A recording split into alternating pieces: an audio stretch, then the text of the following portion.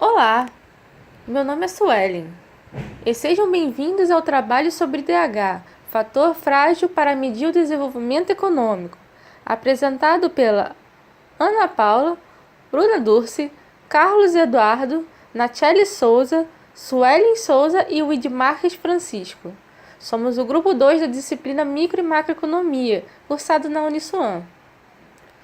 Vamos lá! O desenvolvimento econômico é uma das maiores preocupações atuais de diversos países, que perseguem a meta de obter o padrão de país desenvolvido conseguido pela Noruega ou Dinamarca, por exemplo. Por esse motivo, estratégias de desenvolvimento são traçadas pelos governos periodicamente, a fim de que o objetivo desejado seja assegurado. Mas o que é desenvolvimento? Em geral, é um processo dinâmico de melhoria que implica uma mudança, uma evolução, crescimento e avanço onde ocorre. No caso do desenvolvimento econômico, há um crescimento, uma melhoria na produção e distribuição de renda, de maneira em que a sociedade consegue ver isso revertido em maior qualidade de vida. Cuidado para não confundir esse conceito com crescimento econômico, pois ele avalia a acumulação de capital, enquanto o desenvolvimento econômico avalia se essa renda está sendo distribuída entre os proprietários dos fatores de produção e a população como um todo, favorecendo assim a melhoria de qualidade de vida das pessoas. Os aspectos quantitativos são os cálculos como o PIB, Produto Interno Bruto, e os qualitativos, que seriam a educação, a saúde, a pobreza, e etc. Quanto mais positivos esses indicadores citados, mais é desenvolvido o país. Em nosso trabalho, falaremos de alguns deles mais à frente. O Índice de Desenvolvimento Humano é um dos instrumentos para se medir o desenvolvimento econômico adotado pela ONU. Ele surgiu a partir da necessidade de criar um novo índice que levasse em conta os fatores sociais e não apenas os econômicos de um país. O objetivo é usar seus dados para acompanhar o desenvolvimento dos países e avaliar se o crescimento é revertido em maior qualidade de vida. O IDH avalia o país por certos critérios e com essa base é revelada uma nota que varia de 0 a 1. Quem possui uma nota próxima de 1 são considerados países desenvolvidos, e os próximos a 0 são os subdesenvolvidos. Entretanto, não existe nenhum país que tirou exatamente notas 0 ou 1, como podemos ver na imagem à sua frente.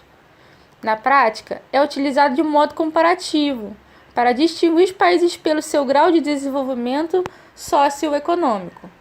Bom, meu nome é Nachelle Souza e eu estarei falando sobre os critérios da avaliação do IDH.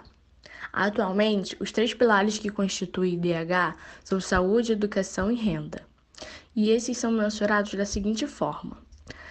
Para a dimensão da educação, o cálculo do IDH considera 2 indicadores com pesos diferentes. Primeiro é a taxa de alfabetização de pessoas acima de 25 anos de idade, que tem peso 2, e a taxa bruta de frequência à escola, peso 1. O primeiro indicador é o percentual de pessoas com mais de 25 anos que têm a capacidade de ler e escrever um simples bilhete. São considerados adultos alfabetizados. O calendário do Ministério da Educação indica que se a criança não se atrasar na escola, ela completará esse ciclo aos 14 anos de idade. Daí, a medição do analfabetismo se dará a partir dos 15 anos. O segundo indicador da educação é o resultado de uma conta simples, um somatório de pessoas, independentemente da idade, que frequentam um curso fundamental, secundário e superior. Estão incluídos também nesta conta alunos de cursos supletivos de primeiro e segundo grau, de classes de aceleração e de pós-graduação universitária. A longevidade, que é a saúde, é medida pela expectativa de vida, e isso reflete as condições sanitárias e atendimento à saúde de um país, uma vez que quanto mais mortes houver na faixa etária mais precoce, menor será a expectativa de vida. O indicador de renda é o padrão de vida medido pela Renda Nacional Bruta per capita expressa em poder de paridade de compra constante em dólar. Olá, pessoal. Me chamo Bruna e irei apresentar um pouco sobre a posição do Brasil na colocação do Índice de Desenvolvimento Humano Global. De acordo com a Organização das Nações Unidas, a ONU, o Brasil teve uma pequena melhora no IDH de 2018, mas ficou pelo terceiro ano seguido na mesma posição no ranking mundial, ficando assim no 79º com 0,759 entre 189 países analisados, tendo o tempo médio de estudo o mesmo de 2016, e a expectativa de ano está parada há 3 anos. Ocorreu uma pequena melhora na expectativa e renda, no entanto, mas sem o avanço na educação, seguimos estagnados. Mas não quer dizer que não podemos melhorar, certo? Para começarmos a avançar os indicadores, um dos passos necessários é a redução da desigualdade social. Não devemos esquecer que o IDH não mede a qualidade real de um país. Sem uniformidade dos fatores analisados, esses indicadores podem ser formados com discrepâncias, prejudicando o objetivo principal de um levantamento comparativo e, assim sendo, considerado uma caracterização incompleta do desenvolvimento devido à simplificação dos fatores que o compõem. Olá, meu nome é Ana Paula Américo e eu vou falar sobre algumas reportagens do nosso trabalho. A primeira é que mais da metade dos brasileiros não tem diploma do ensino médio, aponta o OCDE. A segunda é que o Brasil ainda tem 11,8 milhões de analfabetos, segundo o IBGE. A terceira, favela dos Rios tiveram o maior crescimento territorial desde 2012. Olá, eu me chamo de Marcos Francisco e estarei falando a vocês sobre o PIB do Brasil. O PIB do Brasil teve um crescimento de 1,1% em 2018 e está no patamar de 2012. A economia brasileira cresceu no mesmo ritmo de 2017, o que mostra que a recuperação segue lenta no quarto trimestre. O PIB avançou apenas 0,1%. O Produto Interno Bruto cresceu 1,1% em 2018, na segunda alta anual consecutiva após 2 anos de retração. O PIB em 2018 totalizou 6,8 trilhões. Já o PIB de per capita por habitante teve alta de 0,3 em termos reais. O desempenho da economia brasileira no ano foi decepcionante, diante das expectativas iniciais, repetindo o avanço registrado em 2017, quando o PIB também avançou 1,1%. Apesar da frustração, o resultado veio dentro do esperado, por boa parte do mercado, que ao longo do ano foi revisando seguidamente para baixo as previsões para o PIB. Apesar das frustrações, o resultado veio dentro do esperado por boa parte do mercado, que ao longo do ano foi revisando seguidamente para baixo as previsões para o PIB. Olá, eu me chamo Luiz Marques e hoje estarei citando exemplos de países com IDHs altos. Estarei falando da Arábia Saudita, que dispõe de um IDH alto de 0,837, que em 2019 o Produto Interno Bruto, o PIB da Arábia Saudita, foi de 467,6 bilhões de dólares e o PIB per capita atingiu a média de 15,255 dólares. A moeda nacional é o Rial Saudita. O Índice de Desenvolvimento Humano, o IDH, da Arábia Saudita é de 0,752, que é considerado alto.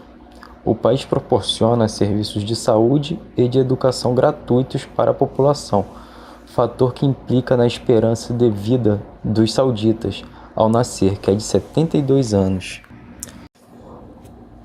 Agora estarei falando sobre o IDH da Venezuela. A Venezuela possui um IDH de 0,767. A sua moeda é o Bolívar soberano.